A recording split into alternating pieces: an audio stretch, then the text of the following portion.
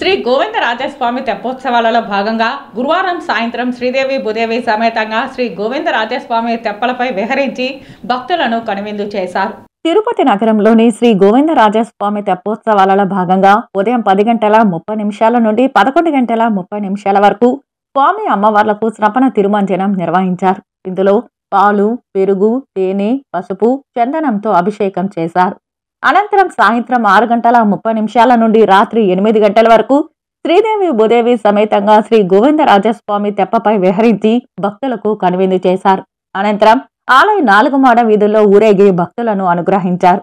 తెప్పలను అధిరోహించిన స్వామి అమ్మవార్లు పుష్కరిణిలో మొత్తం 7 చుట్లు తిరిగి భక్తులకు అభయమిచ్చారు.